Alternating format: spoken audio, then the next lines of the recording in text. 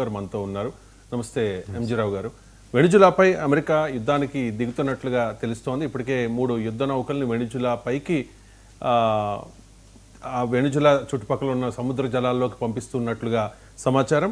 And ఎందుకు Trump యుద్ధానికి దిగుతూ ఉన్నాడు, అసలు వెనిజులా ప్రాధాన్యత ఏంటి, అసలు ఈ 2 దేశాల మధ్య వివాదం ఏంటి, ఈ వివాదం మరింత ముదిరితే 3వ ప్రపంచ యుద్ధానికి దారితీసే అవకాశాలు కనిపిస్తూ ఉన్నాయా?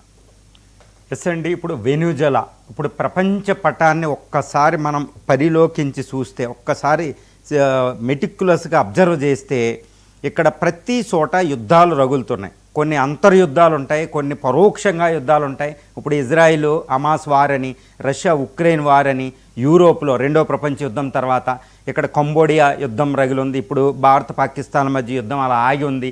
ఈ సందర్భంలో ట్రంప్ ఒక పక్కన రష్యా ఉక్రెయిన్ యుద్ధాన్ని ఆపి పీస్ బ్రోకర్గా మారిపోయి, ఐఎమ్ పీస్ బ్రోకర్ అంటాడు ఆయన.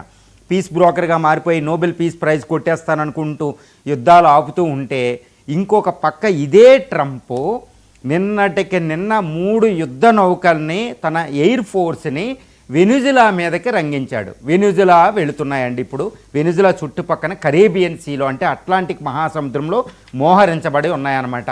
ఇప్పుడు వెనిజులా కూడా దానికి ప్రతిస్పందనగా బొలీవర్ అంటే వాళ్ళ యొక్క నేత, జాతిపిత అనమాట. బొలివేరియని అనే ఒక ఆర్మీని, మిలీషియా ఆర్మీని తయారు చేశారు. అందులో ప్రజలకు పిలుపునిచ్చాడు నికోలస్ మాడ్యురో, వెనిజులా ప్రెసిడెంట్. మీరు వెంటనే వాలంటరీగా ఇందులో రిజిస్టర్ అవ్వండి, అక్కడ అమెరికా మన దగ్గరకు వచ్చింది, ఇమ్మీడియట్గా మనం రక్షించుకోవాలి, మన బొలీవియన్ రెవల్యూషన్ వచ్చింది, రక్షించుకోవాలని ఆయన మొదలుపెట్టాడు. వెంటనే 45 లక్షల 4.5 మిలియన్ వెనిజులా పీపుల్ ఆర్మీలో జాయిన్ అయ్యారు వాలంటరీగా. అంటే అసలు ఎంతటి తారాస్థాయికి ఆ యుద్ధం ప్రణాళిక ఉందో చూసుకోవాలి. అమెరికా అక్కడ secretary of the state mark Rubio కూడా నిన్న వెనిజులాని భయంకరంగా ఆరోపణ చేశాడు. యాక్చువల్గా యుద్ధానికి ఎందుకు వెళ్తున్నాము అంటే, అక్కడ నుండి ఒక డ్రగ్స్ కార్టెల్, అంటే డ్రగ్స్ పంపించే వాళ్ళని అక్కడ వెనిజులాలో తలదాచుకున్నారు. డ్రగ్స్ బిజినెస్కి వెనిజులా మెయిన్ అవుతుంది. వెనిజులా ఫెయిల్ అయిపోయింది కాబట్టి వెనిజులా ఉన్న డ్రగ్స్ మాకు అమెరికా పంపుతున్న, అమెరికా యూత్ని పాడు చేస్తున్న డ్రగ్స్ కార్టెల్ని సంహరించడానికి మేము స్పెషల్ ఆపరేషన్ నిర్వహిస్తున్నాం, అందుకే వెనిజులాపై దాడి అంటూ మార్క్ రూబియో డైరెక్ట్గా చెప్పేశాడండి, కుండ బద్దలు కొట్టినట్టు చెప్పేశాడు. దానికి ప్రతిస్పందనగా వెనిజులా మా సావరెంటీని రక్షించుకోవడానికి మేము వస్తున్నాం అనుకుంటూనే రష్యా, ఇండియా, చైనాలకు పిలుపునిచ్చింది మాకు సహాయం చేయండి అని. తర్వాత మార్క్ రూబియో ఇంకొక ఆరోపణ చేశాడండి. ఆ ఆరోపణ ఏంటంటే, వెంటనే ఇప్పుడు ఈ వెనిజులాలో అక్కడ రష్యా యొక్క డ్రోన్స్ కడుతుంది, ఇరానియన్ డ్రోన్స్ ఫ్యాక్టరీలు కడుతుంది, మా సెక్యూరిటీకి ప్రాబ్లం అంటూ అమెరికా ఇంకొక ఆరోపణ చేయడం మనకి ఇక్కడ తారాస్థాయికి జరిగినట్టు చూస్తున్నాం. ఎంత దారుణమైన పరిస్థితి ఇక్కడ దాపురించిందో మనకు తెలుస్తుంది. యుద్ధ భీతి అనేది వెనిజులా, అమెరికాల మధ్య వచ్చింది. అసలు యుద్ధం ఎందుకు చేస్తున్నాడు ట్రంప్ అనేది ఇక్కడ మనం చాలా ముఖ్య విషయం అండి. మొత్తం ప్రపంచమంతా యుద్ధాలు ఆపడానికి ట్రై చేస్తున్నాం, ట్రంపే యుద్ధాలు ఆపడానికి ట్రై చేస్తున్నాడు. కానీ అదే ట్రంప్ వెనిజులాపై ఎందుకు కన్నేశాడు అంటే, ఇప్పుడు మనం ఒక్కసారి అక్కడ దక్షిణ అమెరికా, ఉత్తర అమెరికా ఖండాలు, అంటే అమెరికా ఉన్నది ఉత్తర అమెరికా, దక్షిణ అమెరికా నార్త్ అంటే సెంట్రల్ అమెరికా, దక్షిణ అమెరికాలో పార్ట్ అవుతుంది వెనిజులా. 9,16,000 చదరపు కిలోమీటర్, ఇండియాలో 1/3 కంటే తక్కువ ఉంటుందండి. కానీ వెనిజులా ఏంటంటే ప్రపంచంలో నెంబర్ 1 పొజిషన్లో ఉంటుందండి. ఏ విషయంలో అంటే ఆయిల్ వెల్త్, ఆయిల్ వెల్త్లో, పెట్రోలియంలో ప్రపంచంలో నెంబర్ 1 కంట్రీ రష్యా కాదు, సౌదీ అరేబియా కాదు, అమెరికా కాదు, చైనా కాదు, ఆస్ట్రేలియా కాదు, కెనడా కాదు. ఇవన్నీ ఆయిల్ వెల్త్ ఎక్కువ ఉన్న దేశాలు. కువైట్, దుబాయ్లు కాదండి. Venezuela top 1 position in terms of the oil wealth. 302 million barrels అక్కడ ఉంటుంది, బిలియన్ బ్యారెల్స్ ఉంటుందండి. The top most country in the oil wealth. అంటే ట్రంప్ వెనిజులా ఆయిల్ వెల్త్ మీద కన్నేశాడు అనేది సుస్పష్టంగా మనకు తెలుస్తుంది. ఎందుకో చెప్తాను. తర్వాత 8వ ప్లేస్లో ఉంటుంది న్యాచురల్ గ్యాస్లో. That is the power of the Venezuela అండి. ప్రపంచంలో OPEC కంట్రీస్ ఉంటాయి. ఈ OPEC అంటే oil producing and exporting countries అంటారు.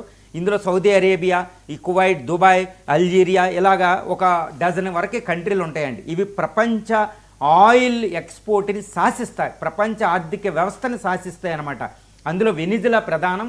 ఈ ఒపెక్ ఫామ్ అవడానికి కారణమే వెనుజులా అండి. ఇలాంటి వెనుజులాని మీద ఈరోజు ట్రంప్ కన్నేశాడు. ఎందుకు అంటే యుద్ధం ఏ రీతిగా ఉండబోతుందో చెప్తాను. ట్రంప్ వెనుజులా మీద దాడి చేయకుండా, ఆక్యుపై చేయకుండా ఉండడు అనేది ఇక్కడ సుస్పష్టమవుతుంది. ఎందుకంటే అమెరికా ఆర్థిక వ్యవస్థ ప్రమాదంలో ఉంది. ఎందుకంటే డెట్ పెరిగిపోయింది, తన జీడిపిలో చాలా విపత్కర పరిస్థితి ఉంది. ఈ ట్రంప్ టారిఫ్స్లు, ఈ బ్యూటిఫుల్ బిల్ అంటూ ట్యాక్సులు తగ్గించేయడం, ఇవన్నీ చేయడం వల్ల అమెరికా ఆర్థిక వ్యవస్థ విపత్తుల్లో ఉంది. 2, ప్రపంచంలో పెట్రో డాలర్ అంటారు. అంటే మన బ్రిక్స్ దేశాలు ఏం చేస్తున్నాయి, బ్రిక్స్ కరెన్సీ తీస్తే అమెరికా డాలర్ పతనం అయిపోతుంది. కానీ ఇక్కడ ఒకటి, వెనుజులాను ఆక్యుపై చేసుకుని వెనుజులా ఆయిల్ని, ప్రపంచంలో అతిపెద్ద ఆయిల్ సంపద అయిన వెనుజులాని అమెరికా గుప్పిట్లో పెట్టుకుంటే ప్రపంచంలో ఆయిల్ అనే దాన్ని అమెరికా శాసించగలిగిద్ది. దీనివల్ల అంటే ఒపెక్ అంతటిని శాసిస్తే దీనివల్ల పెట్రో డాలర్, యాక్చువల్గా డాలర్ ఆధిపత్యం ప్రపంచంలో ఉండడానికి ప్రధానమైన కారణం పెట్రోలియం ఉత్పత్తిని అమెరికా శాసించడం. తర్వాత పెట్రోలియం ట్రేడ్ అనేది డాలర్లో అవ్వడమే. ఇప్పుడు సౌదీ అరేబియా ఈ పెట్రో డాలర్ని పక్కన పెట్టింది, రష్యా రూబుల్ని కాకుండా ఈ చైనీస్ ఎన్ననే అక్కడ యూరోని తీసుకుందనమాట. దానివల్ల అమెరికా డాలర్ ప్రాబల్యం తగ్గుతుంది.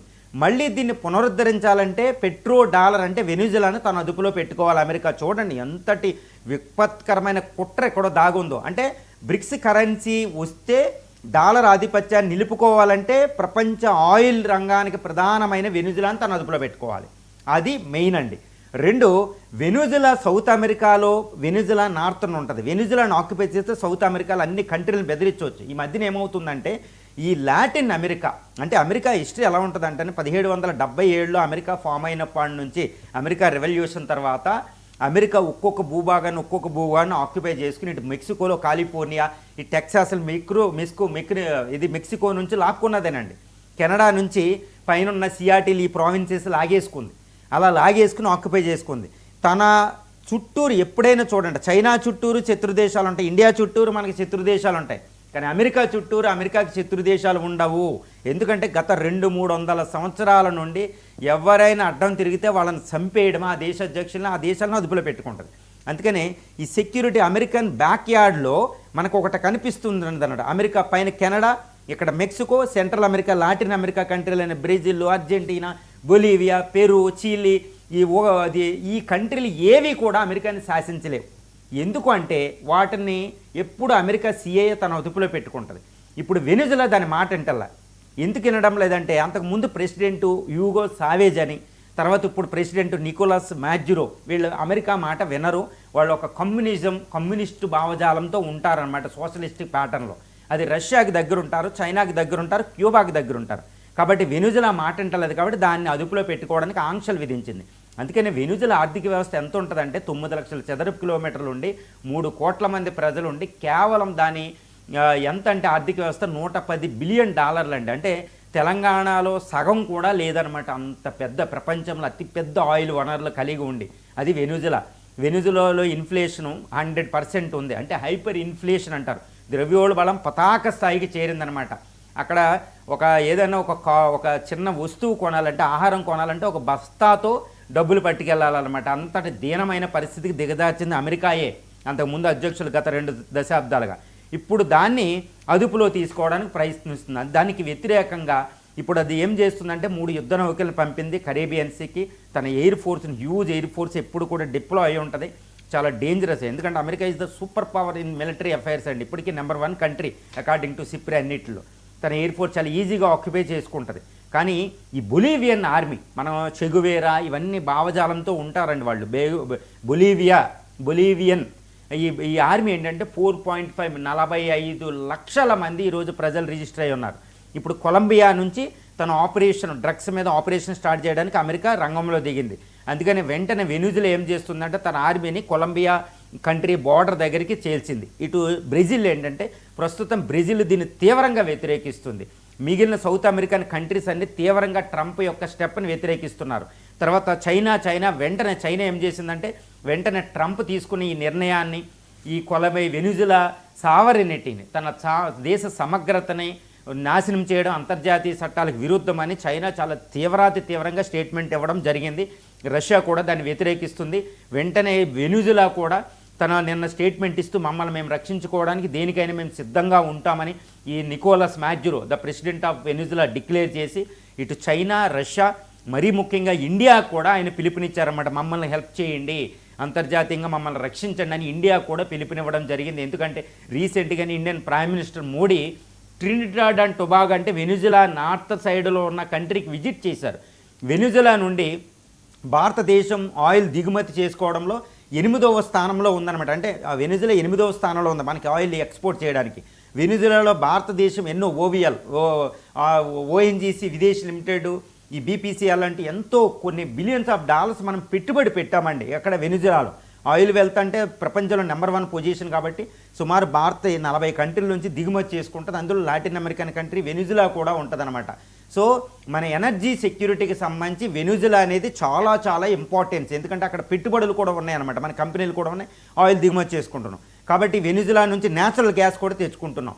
కాబట్టి వెనిజులాతో మనకు అద్భుతమైన సంబంధ బాంధవ్యాలు కూడా ఉన్నాయి, వండర్ఫుల్ రిలేషన్షిప్ కూడా ఉంది.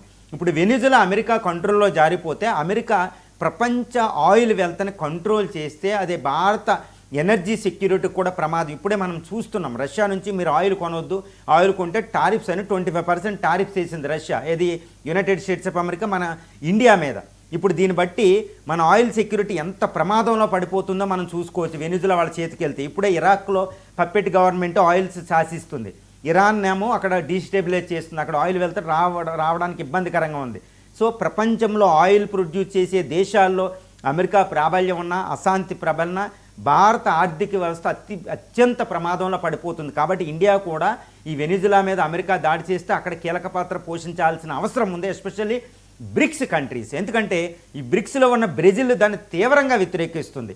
అది అంటే ఆయిల్ వెళ్తే దాని చేతిలోకి వెళ్తే బ్రిక్స్ కరెన్సీ దేశాలు ప్రమాదంలో పడతాయి, ప్రపంచ ఆర్థిక వ్యవస్థ ప్రమాదంలో పడుతుంది, ఇండియా ఎనర్జీ సెక్యూరిటీ ప్రమాదంలో పడుతుంది. కాబట్టి ఇంటి పరిస్థితుల్లో కూడా ప్రపంచ దేశాలు, ముఖ్యంగా బ్రిక్స్ దేశాలు ఈ వెనిజులాపై అమెరికా దాడిని తీవ్రంగా వ్యతిరేకిస్తున్నాయి. మరి ట్రంప్ అమెరికా ఇప్పుడు యుద్ధాలు ఆపి నోబెల్ ప్రైజ్ కొట్టాలనుకున్నప్పుడు ఎందుకు యుద్ధానికి వెళ్తున్నాడంటే to make America great again ఆయన సిద్ధాంతం ఉంది కదండి, అమెరికా ఫస్ట్ పాలసీ ఉంది కదా. ఇప్పుడు డాలర్ విలువ పడిపోతుంది, ఆర్థిక వ్యవస్థ పడిపోయింది, ఏది అమెరికాలో ఎగుమతులు సన్నగిల్లుతున్నాయి ఈ టారిఫ్స్, బ్యూటిఫుల్ బిల్ వల్ల. కాబట్టి వెనిజులా ఆయిల్ వెల్త్ని దగ్గర తీసుకుంటే మళ్ళా అమెరికాని దారిలో పెట్టవచ్చు. అమెరికా అనేది పతనం అవ్వకుండా ఆపడం అనేది ఒక అతిపెద్ద కారణం. అదేవిధంగా బ్రిక్స్ కరెన్సీని అడ్డుకోవడం, ఇంత పెద్ద ఎయిమ్ అజెండాతో ట్రంప్ వెనిజులా మీద టార్గెట్ చేశారు. ఎందుకంటే వెనిజులా అనేది చాలా చిన్న బక్క చిక్కిపోయిన దేశం, కానీ ప్రపంచంలో సంపద అంతా అక్కడే ఉంది ఆయిల్ వెల్త్లో. కాబట్టి ఇప్పుడు ప్రజలు ఎదుర్కొనే పరిస్థితి లేరు. ప్రజలకు మధ్యూరో గవర్నమెంట్కి ప్రజల్లో వ్యతిరేకత ఉంది. 2013 నుంచి ఆయన అధికారంలో ఉన్నాడండి, యూగో చావేజ్ తర్వాత మొత్తం ఆర్థిక వ్యవస్థ పతనం. కాబట్టి ఆ గవర్నమెంట్ని ఈజీగా తన చేతిలో తీసేసుకోవచ్చు అనమాట. అందుకనే ట్రంప్ చాలా జాగ్రత్తగా ఈ పాలసీని సీక్రెట్గా అమలుపరిచి చేస్తున్నాడు. ఈ వెనిజులాతో మళ్ళీ వెనిజులాపై అమెరికా అటాక్ చేస్తే ఈ రష్యా చైనాల ఇన్వాల్వ్మెంట్ అనేది తప్పనిసరి. కాబట్టి ఇది 3వ ప్రపంచ యుద్ధానికి దారి తీయొచ్చు. ఎందుకంటే చైనా కూడా ఎక్కువ ఆయిల్ని వెనిజులా నుంచి తెచ్చుకుంటుంది, చైనా ఆర్థిక వ్యవస్థ ఇబ్బందుల్లో పడిపోతుంది, ఇటు రష్యా ఇబ్బందుల్లో పడిపోతుంది. కాబట్టి కంపల్సరీ చైనా రష్యాలు ఇన్వాల్వ్ అవుతే ఆల్రెడీ ఇప్పుడు 1962 క్యూబన్ మిస్సైల్ క్రైసిస్ తర్వాత ఇప్పుడు ఈ వెనిజులా క్రైసిస్ అనేది మళ్ళీ 3వ ప్రపంచ యుద్ధానికి ఒక ఫ్లాష్ పాయింట్గా మారిద్దని విశ్లేషకుల అభిప్రాయం అండి. ఇది చాలా ప్రమాదం. అంటే 3వ ప్రపంచ యుద్ధానికి మళ్ళీ ఒక ఫ్రంట్ని ఈ పిచ్చి ట్రంప్ ఓపెన్ చేశాడు అన్నట్టే ఈ రక్షణ శాఖ పరిశోధకులు, విదేశాంగ నిపుణులు భావిస్తున్నారు. ఇక మరో అంశం